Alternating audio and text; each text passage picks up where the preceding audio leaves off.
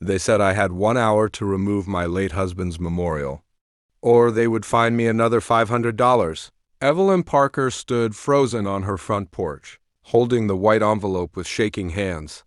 Just behind her, beside the old oak tree, was a small wooden bench with fresh flowers, a folded American flag inside a glass case, and a bronze plaque that read, "In loving memory of Sergeant Daniel Parker, forever my hero." It had been there for almost 3 years. No one had ever complained. In fact, neighbors often stopped to leave flowers on Memorial Day or quietly thank Daniel for his service. But this morning, everything changed. A black SUV rolled slowly down the street and stopped in front of Evelyn's house. Out stepped Melissa Grasson, the president. Her perfect smile was gone.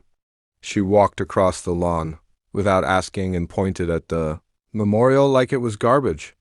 "I warned you already," Melissa said. "This display is against community appearance rules."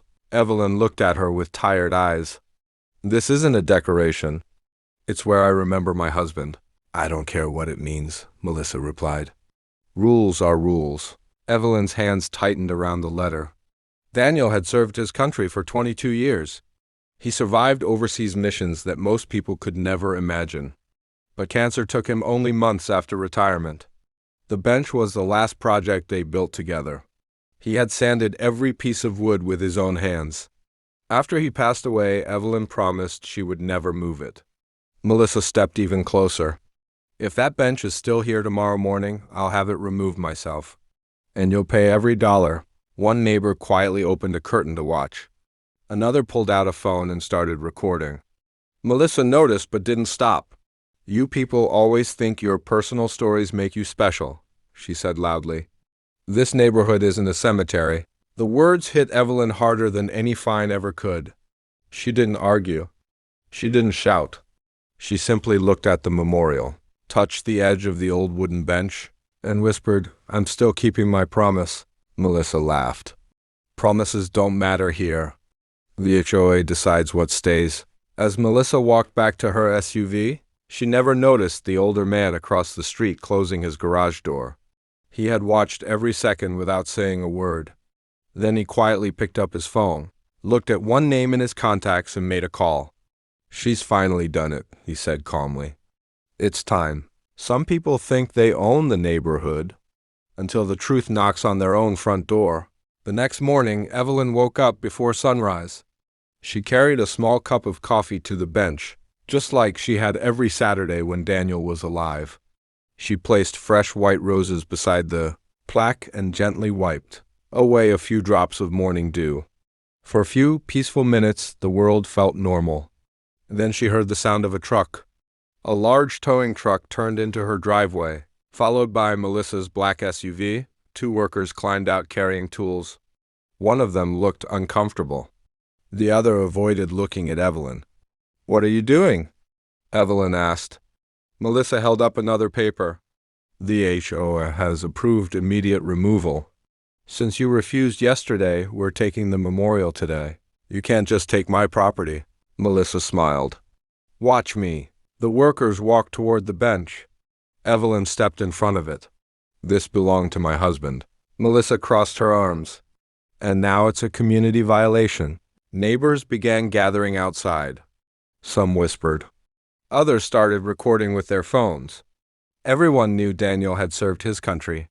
Many had attended his funeral. No one could believe what they were seeing. One worker quietly stopped. "Ma'am, are you sure we should do this?" Melissa snapped back. "You're being paid to remove a bench, not ask questions." The worker looked at Evelyn's face, then at the folded American flag inside the glass case. His hands slowly dropped to his sides. "I didn't sign up for this." He walked back toward the truck. Melissa's face turned red. "I'll find someone else." She grabbed one end of the bench herself and pulled with all her strength. The old wood barely moved. Then she lost her balance. The glass memorial case tipped over and crashed onto the ground. The folded flag stayed clean, but the bronze plaque broke in half. The entire street went silent. Evelyn fell to her knees, holding the broken piece with trembling hands. For the first time since Daniel's funeral, she cried in front of everyone. Even the second worker stepped back in shock. A neighbor whispered, "She just destroyed a veteran's memorial." Melissa looked around at all the phones pointed at her. "This isn't my fault," she shouted. "She shouldn't have left it here." Just then, the older man from across the street walked forward holding a thick folder. "You've made a very expensive mistake, Melissa," he said. Melissa laughed. "And who exactly are you?" The old man smiled. "You'll find out in about 10 minutes. Power makes people careless, and careless people always leave evidence behind." Melissa rolled her eyes. "I'm not scared of some old man with a folder." The man didn't answer right away.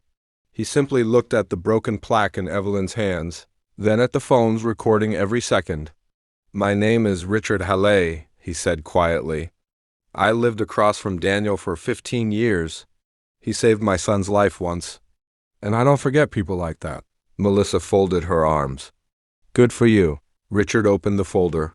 "You've been telling everyone this memorial breaks HOA rules?"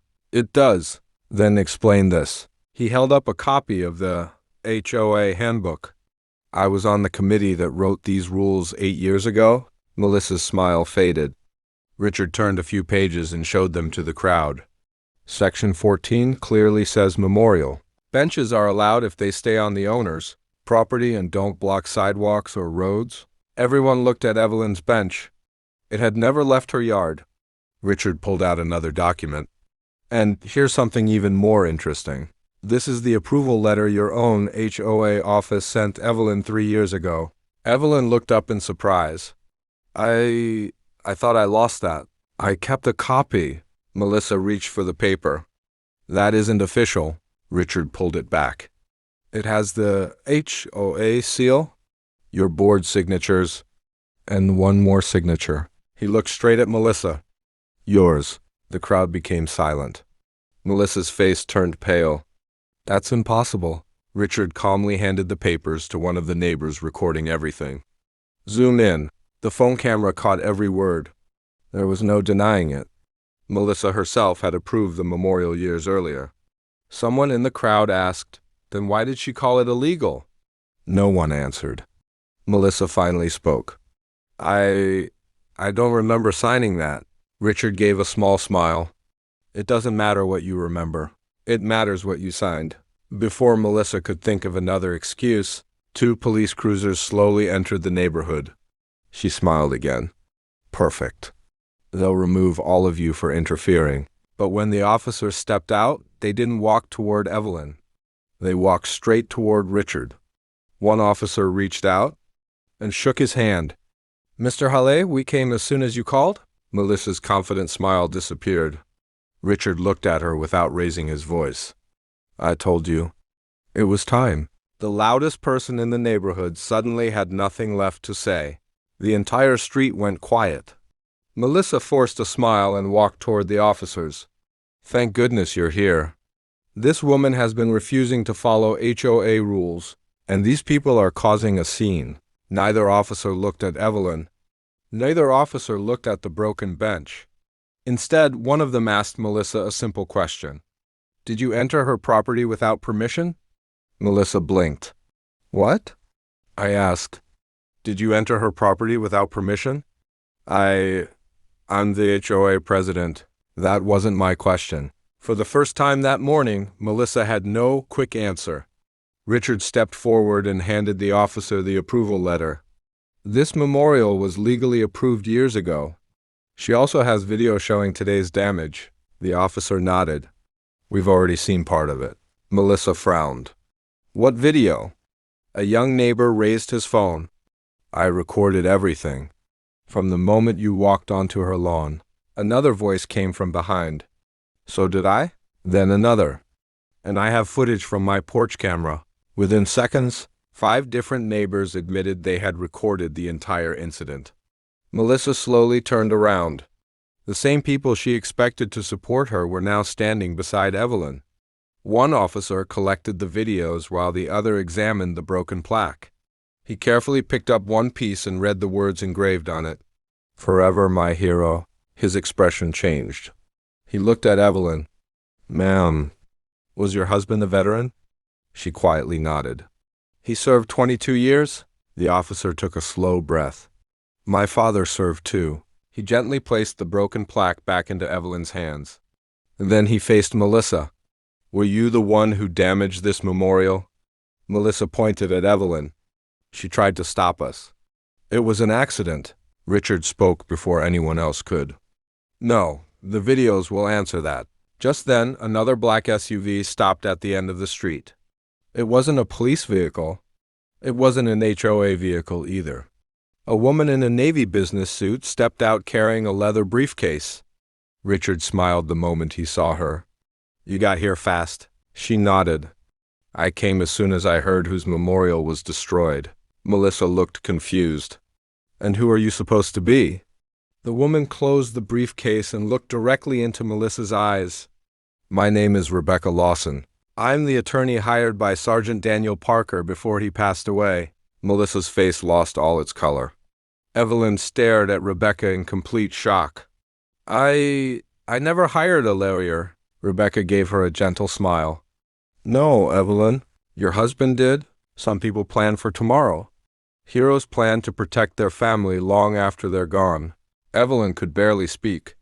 Daniel hired you? Rebecca nodded and opened the briefcase. Inside was a sealed envelope with Daniel's handwriting across the front. For Evelyn. Only if someone ever tries to take away what we built. Evelyn's hands trembled as she opened it. Inside was a short letter. Sweetheart, if you're reading this, someone has forgotten that this country was built on freedom, not fear. Don't fight them alone. I made sure you never would. Tears rolled down Evelyn's face. Rebecca then placed several legal documents on the hood of a police car. Sergeant Parker contacted my office 6 months before he passed away. He was worried someone might one day pressure Evelyn after he was gone. He asked us to protect her if that ever happened. Melissa tried to interrupt. This is ridiculous.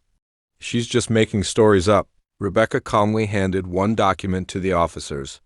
This is a legally recorded agreement confirming the memorial was approved by the HOA. This is another showing that no future board member could remove it without a court order. Then she pulled out one final folder.